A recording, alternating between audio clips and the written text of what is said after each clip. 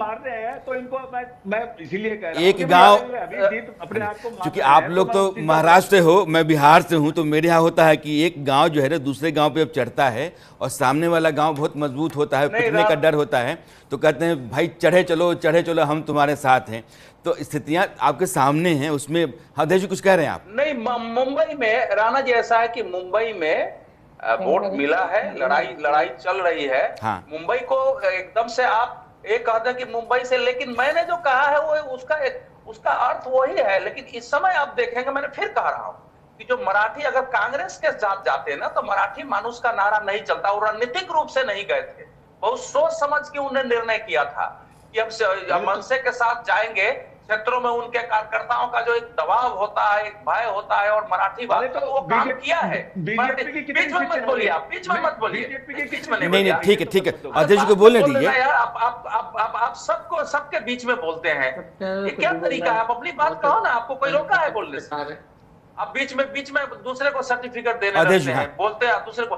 तो इस समय ऐसा है कि मुंबई में इस समय अभी का जो है उसमें उनका कार्ड चला है, और कांग्रेस ने अलग लड़के जो है वंचित विकास अघाड़ी को, हालांकि एक भी सीट नहीं आई है, लेकिन कांग्रेस का कुछ क्षेत्रों में प्रदर्शन ठीक ठाक रहा है, क्योंकि जहां उनके उम्मीदवार मजबूत थे उस क्षेत्र में मुसलमानों ने उनको वोट किया है। तो इस कारण से मुंबई का जो रिजल्ट है उसमें अभी थोड़ा सा यह है कि उस प्रकार का परफॉर्मेंस बीजेपी और शिवसेना का नहीं हुआ। जो शिवसेना शिंदे है वो उद्धव ठाकरे के शिवसेना को मुंबई में उतनी सीटें, जो उनको 90 सीटें दी गई थी, उसमें उनका प्रदर्शन ठीक नहीं रहा है। ये बात सही है सब, लेकिन इसके बावजूद जो पूरा प्रदर्शन है इस बार मराठा के 37% वोटों में से मैक्सिमम लेने की कोशिश के बावजूद, वो दिखा रहा है कि शिवसेना उद्धव ठाकरे का ये जो शुरुआत हो गई थी विधानसभा के चुनाव से, वो जारी है, बाकी चीजों में चले गए हैं। अभी देखिए, थोड़ी देर हम लोग भी वेट करते हैं, वो दोनों के बीच बराबर बराबर की स्थिति अभी चल रही है वहां। मैं अपनी टीम से कहूंगा, अवधेश जी जो कह रहे हैं ये कई तरह के कारण हो जाते हैं कांग्रेस के लिए कि वो साथ आए और हटे। मैं अवधेश जी कह रहे हैं कि मन से, चूंकि मन से एक अलग तरह की पार्टी है, उसका तेवर अलग है, उसके नारे अलग होते हैं, इसलिए उद्धव ठाकरे के साथ जाकर के कांग्रेस का खड़ा होना संभव नहीं था। लेकिन जब पहली बार उद्धव ठाकरे के साथ कांग्रेस जाके खड़ा हुई थी तो उसी तरह का दबाव, उसी तरह के सवाल कांग्रेस के भीतर भी थे जो इस बार मनसे के साथ जाने के समय लोगों ने किए थे। तो कांग्रेस के साथ ये दिक्कतें बार बार चलती हैं, अलग अलग राज्यों में जाती है तो अलग अलग तरह की, लेकिन ये स्थितियाँ एक सी उसके पास है महाराष्ट्र में। अवधेश जी ने पीडीपी के साथ भी भारतीय जनता पार्टी जाती है, अकोट में अभी एमआईएम के साथ बीजेपी गई है महाराष्ट्र के अंदर। राणा जी, ये सबसे, अरे सुबह गई शाम को कैंसिल हो गया। ये तो इनका शुरू से इतिहास रहा है, जब आजादी के टाइम, तो उसके बाद भी इन्होंने मुस्लिम लीग के साथ मिलकर सरकार बनाई हुई है। तो ये तो मुस्लिम लीग के साथ किसी ने सरकार नहीं बनाई। ये फिर इतिहास के पन्ने में पलटना नहीं चाहता हूँ, वो बहस ही कहीं और चली जाएगी। लेकिन अभी फिलहाल महाराष्ट्र है और महाराष्ट्र को लेकर के हम चर्चा करें। डॉक्टर सीमा मलिक, मैं सिर्फ बीएमसी की बात नहीं कर रहा हूँ, लेकिन बाकी जो 28 नगर निगम हैं, 28 नगर निगम में ज़्यादा, अभी जो मेरे पास आंकड़ा दिख रहा है 23 नगर निगम में बीजेपी महायुति, उसकी अगुवाई वाली महायुति वो जीत रही है। लाजमी है कि उसने स्ट्रैटेजी, उसने अपने साथी दलों के साथ ज़मीन पर तैयारी, उसका अपना नारा, उसका नैरेटिव वो आपके मुकाबले ज़्यादा रहा है। और ये उम्मीद की जाती रही है कम से कम शरद पवार और उद्धव ठाकरे इन दोनों के साथ आने के बाद नतीजे ऐसे नहीं होते। साथ नहीं रहना भी तो एक कारण है कि आप जब मनमाफिक हो तो आप साथ आ जाएं, फिर कहें कि हम ये महाविकास आघाड़ी है, और जब आपको लगे कि नहीं ऐसा नहीं हो सकता है तो आप चले जाएं। बीजेपी जीत जाए तो उसके लिए 10 तरह के कारण गिनाएं।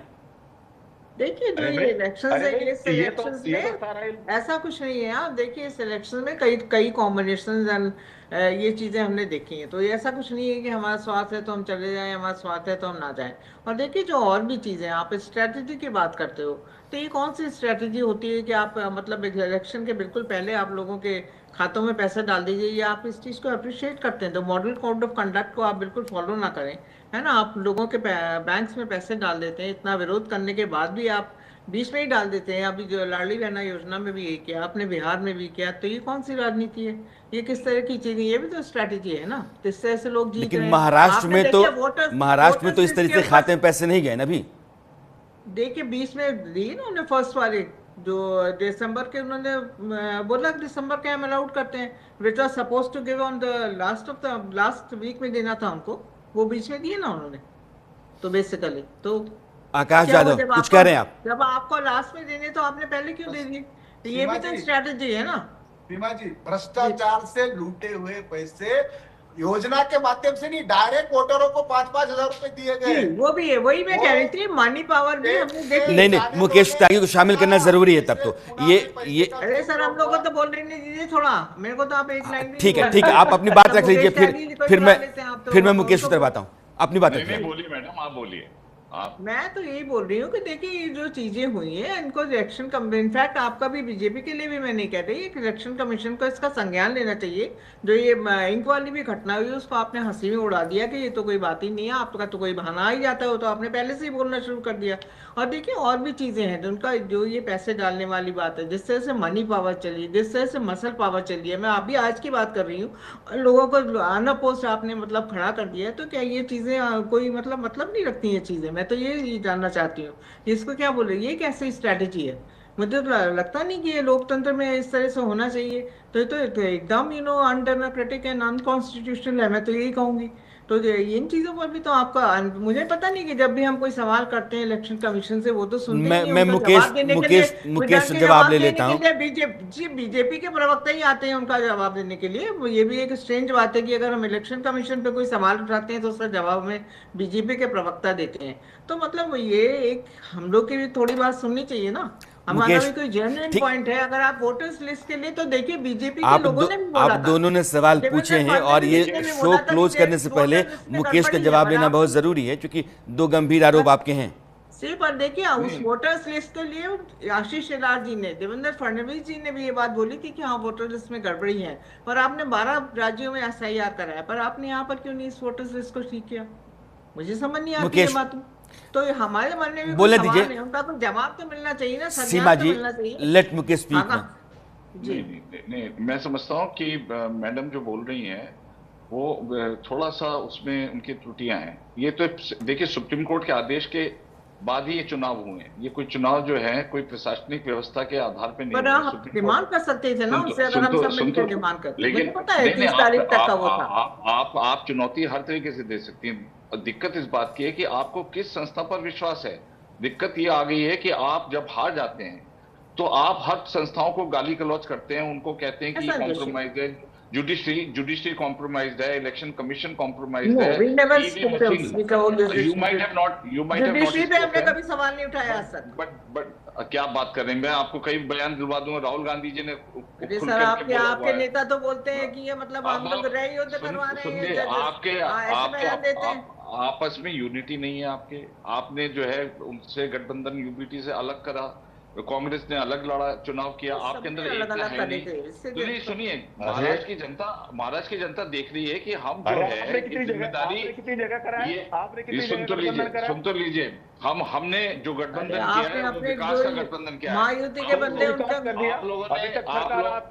अरे भाई आप बोलने नहीं दे रहे हैं उनको उनकी बात तो पूरी कर लेने दो आप। कांग्रेस सरकार विक्रम जी बस उनको 1 मिनट दो, तो आप उनको अपनी बात तो पूरी कर लेने दो। नहीं, आप लोगों ने विश्वास नहीं जीता। यही लिटमस टेस्ट होता है प्रजातंत्र के लिए। कौन सा विश्वास है? अभी 12 बताओ ना। अरे ये 12 बजे का इंतजार कर रहे हैं ना, 12 बजे का हमारी संख्या बढ़ जाए। आप गलत मत रहिए। मतलब transparent election is very necessary for किस दुनिया में रहते हैं आप लोग? मुझे दिक्कत इस बात की है आखिरी कमेंट। आकाश बहुत देर से अपनी उंगली उठाए हुए हैं, ठीक है, इससे हम कहीं पहुंचते नहीं है। ये जिला है, इस तरीके से लड़ाइयां चलती रह जाएंगी। आकाश जी 1 सेकंड, अभी अखिलेश यादव ने कहा है कि कांग्रेस को जो है बीजेपी से सीखना चाहिए। ये अखिलेश यादव इनके जो महागठबंधन के हिस्से हैं, बहुत मजबूत हिस्से हैं। महाअघाड़ी पिछाड़ी बन चुका है। आप इसको जब नहीं तो दिग्विजय सिंह ने भी कहा कि हमको भले नफरत है लेकिन उनका जो ढांचा है और जो व्यवस्था है उससे मुझे सीख मिलती है। सर अंबरनाथ में देखिए ना क्या किया इन लोगों ने, क्या सीखे जो बीजेपी अपने ही जो शिंदे जी हैं उनके अगेंस्ट इन लोगों ने पूरा वो परपंच कर दिया, 11 उन्होंने कांग्रेस के एमएलए वहां से तोड़ दिए जस्ट टू की शिंदे को डाउन करने के लिए। तो कैसी इनकी ये मतलब अलायंस है, मुझे अब चूंकि पता नहीं। शो क्लोज करने का वक्त आ गया है, ये बहुत सारे अवधेश जी, मैं लास्ट कमेंट आपका लेना चाहता हूं। चुनाव देश में होते रहते हैं और लगातार चुनाव बीजेपी भी जीतती है, गैर बीजेपी दल भी जीत जाते हैं। वो कर्नाटक हो सकता है, तेलंगाना हो सकता है, वो हिमाचल हो सकता है। इस बार भी जैसे चंद्रपुर है कांग्रेस के पास है, परभनी है वो शिवसेना उद्धव के पास है। लेकिन सवाल ये है कि जब लगातार आप जीत रहे होते हैं और ये जितने भी आरोप लगते रहते हैं कि चुनाव हाईजैक कर लिया गया, ईवीएम का ऐसा हो गया, इलेक्शन कमीशन मिलकर के वैसा करे बीजेपी का जो अपना ढांचा है, जो चुनाव प्रबंधन का तौर तरीका है, जिस तरीके से वो लगातार लगी रहती है, उसका बूथ मैनेजमेंट है, क्या उसकी भूमिका कुछ नहीं है इन आरोपों के मुकाबले? नहीं, देखिए सबको मिला के भूमिका है। इस समय आप देखेंगे ना कि 2024 के लोकसभा चुनाव के बाद भारत में लगभग फिर वही वातावरण बना है जो 2014 में 2019 में प्रधानमंत्री नरेंद्र मोदी को लेकर था। अगर विपक्ष इसका मूल्यांकन नहीं करेगा ठीक से, एनालिसिस कि ऐसा क्यों हुआ है, अब इसका देवेंद्र फडणवीस इसके सबसे बड़े उदाहरण है कि लोकसभा चुनाव के बाद उन्होंने त्याग पत्र की पेशकश की, केंद्रीय नेतृत्व ने त्याग पत्र नहीं स्वीकार किया। उन्होंने टीवी पर कहा चूंकि मैं लीडर था तो मेरी जिम्मेवारी थी अगर हमारी पार्टी हारी है तो फिर जब उसके बाद हमने एक एक क्षेत्र की बैठक की, उसको समझने की कोशिश की, कहाँ क्या कमी है, फिर उन सबको दूर किया, लोगों को जोड़ा और फिर यहाँ ले आए। लेकिन भारतीय जनता पार्टी में रीजनल लीडर्स को भी इतना कॉन्फिडेंस दिया गया है कि देवेंद्र फडणवीस इस समय जितने राज्य के नेताओं हैं उनमें विचारधारा जो हिंदुत्व है, राष्ट्रवाद है, क्षेत्रीय जो मराठा का भाव है वो, उसके साथ साथ विकास, प्रखरता, एडमिनिस्ट्रेशन और संगठन को साथ लेकर चूंकि लोकतंत्र में आकाश भाई, चूंकि सीमा जी और आकाश भाई, मैं आप दोनों से माफी चाहता हूं, मेरा बस चूंकि मेरे पास कहीं, मैं सिर्फ ये कहता हूं कि लोकतंत्र में थोड़ा खुले दिमाग से अगर हम सोचते हैं, चलते हैं, तो हमारी पार्टी की भी बेहतरी उसमें है। एक हमारा विरोधी है जिसके तौर तरीके, उसके काम करने का पूरा ढांचा, नीचे ज़मीन तक उसका तौर तरीका, ये अगर बेहतर है और हम उस तरीके से अगर आ जाएं तो उसको मुकाबला दे सकते हैं, तो ऐसा क्यों नहीं कह सकते हैं? और इसको लेकर के हम ऐतराज़ क्यों करते हैं और कई तरह के बहाने फिर बनाने लगते हैं कि वो तो लूट लिया और ये तो ईवीएम का मामला है और फिर पैसे दे दिए, अकाउंट में चले गए। कुछ बातें जो बहुत साफ साफ दिखती हैं उनको भी स्वीकार करना चाहिए। इन्हीं बातों को लेकर के हम शो करते हैं। आप सभी मेहमानों का बहुत बहुत शुक्रिया। ये